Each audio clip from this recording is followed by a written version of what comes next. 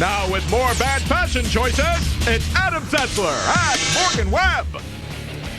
Welcome back to X-Play's Golden Mullet Awards, where we share some of the worst games of last year. Where'd you get that mullet? It's making you look like the lead singer of Loverboy. Oh, you know, I found it. Oh, God. My hair. My beautiful hair. She stole my sweet Kentucky waterfall. I'll just ignore him. My precious. Okay, we finally come to the worst game of the show.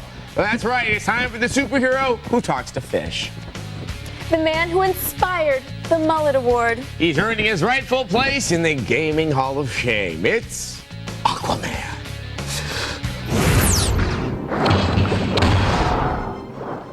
This is Aquaman. Doesn't look like Aquaman to me. This is Aquaman. You know, the Luke Skywalker boyishness, the tasteful scaly orange mixed with the industrial green of his gloves.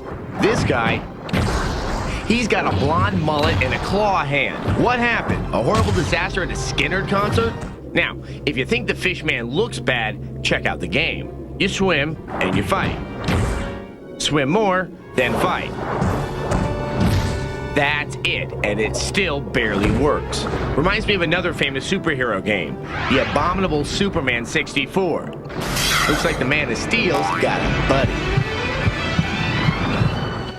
Now, we all know that Aquaman's superpower is that he can talk to fish.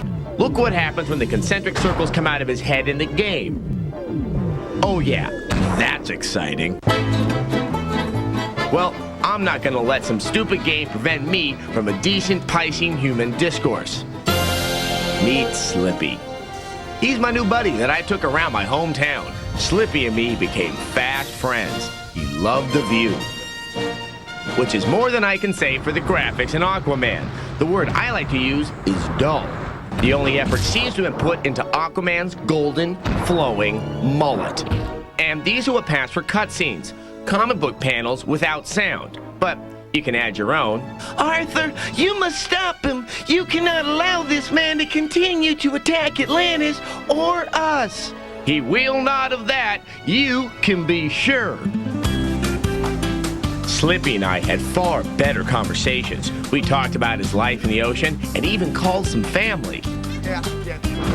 As I said before, virtually all you do in Aquaman is fight bad guys. Sometimes to deactivate bombs, and other times to rescue these Tom of Finland rejects.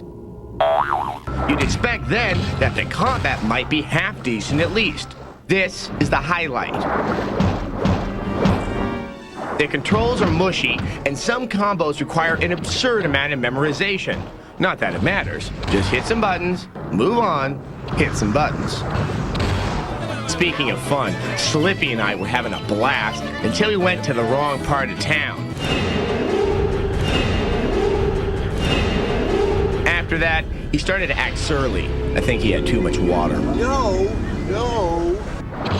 Aquaman is one of the worst games to come out this year. It has just enough elements to qualify as a game and no more. There is not one interesting aspect of this title to even warrant a rental.